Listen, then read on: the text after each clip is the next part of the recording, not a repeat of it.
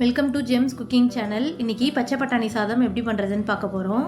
அதுக்கு ஃபஸ்ட்டு பாத்திரத்தில் தண்ணியை சேர்த்து சூடேற்றிக்கலாம். இதில் நம்ம காஞ்ச பட்டாணியை யூஸ் பண்ணி தான் பண்ண போகிறோம். அதனால் ஒரு 50 கிராம் போல் பட்டாணியை ஒரு 8 மணி நேரம் நல்லா ஊற வச்சு எடுத்துக்கலாம். பச்சை பட்டாணியை பாத்திரத்தில் சேர்த்துட்டு நம்ம அதை வேக வச்சு தனியாக எடுத்து வச்சுக்கலாம். அடுத்து ஒரு மிக்சர் ஜாரில் 2 பச்சை மிளகாய், ஒரு கைப்பிடி அளவுக்கு புதினா, ஒரு கைப்பிடி அளவுக்கு கொத்தமல்லி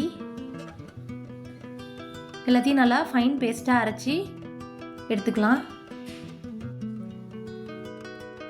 நம்ம பட்டாணி சாதம் பாஸ்மதி அரிசி வச்சு தான் செய்ய போகிறோம். 1 கப் போல் பாஸ்மதி அரிசி எடுத்து அதை நல்லா வாஷ் பண்ணிவிட்டு தண்ணியை ஊற்றி ஒரு 25 நிமிஷம் போல் ஊற வச்சு எடுத்துக்கலாம். அடுத்து மசாலா பண்ணுறதுக்கு ஒரு பேனில் 1 டேபிள் ஸ்பூன் நெய், 3 டேபிள் ஸ்பூன் எண்ணெய் நல்லா சூடேறினதும் 1/4 டீஸ்பூன் சோம்பு, ஒரு இலை, 1 இன்ச் பட்டை, 2 பெரிய வெங்காயத்தை நல்லா மெல்லிசாக கட் பண்ணி சேர்த்து நல்லா வதக்கி விட்டுறலாம்.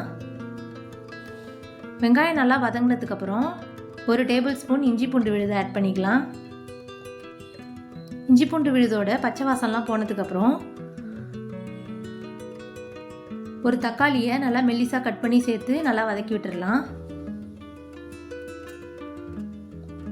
அடுத்து நம்ம அரைச்சி வச்சுருந்த கொத்தமல்லி, புதினா, பச்சை மிளகாயோட விழுதை ஆட் பண்ணிக்கலாம்.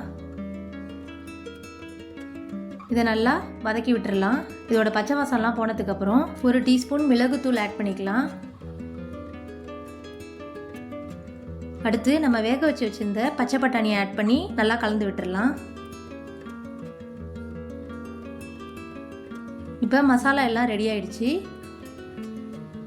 இப்போ குக்கரில் நம்ம ரெடி பண்ணி வச்சுருந்த மசாலாவை ஆட் பண்ணிவிட்டு தண்ணியை சேர்த்துக்கலாம்.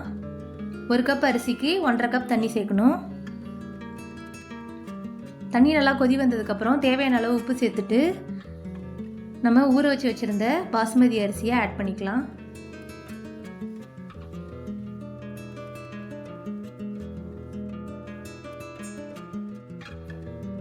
எல்லாத்தையும் நல்லா மசாலாவோட மிக்ஸ் பண்ணி விட்டுட்டு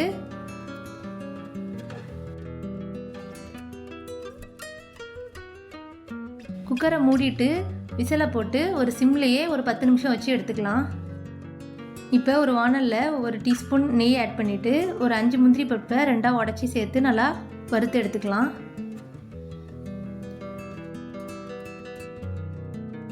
ப்ரெஷர் ரிலீஸ் ஆனதுக்கப்புறம் நம்ம வறுத்து வச்சுருந்த முந்திரி பருப்பை ஆட் பண்ணிவிட்டு எல்லாத்தையும் நல்லா கிளறி விட்டுடலாம். சாதம் நல்லா உதிரி உதிரியாக வந்திருக்கு. இந்த பட்டாணி சாதத்து கூட தயிர் பச்சடியும் முட்டை மசாலாவும் வச்சு சாப்பிட்டா நல்லா டேஸ்ட்டாக இருக்கும். சுவையான பச்சை பட்டாணி சாதம் ரெடி.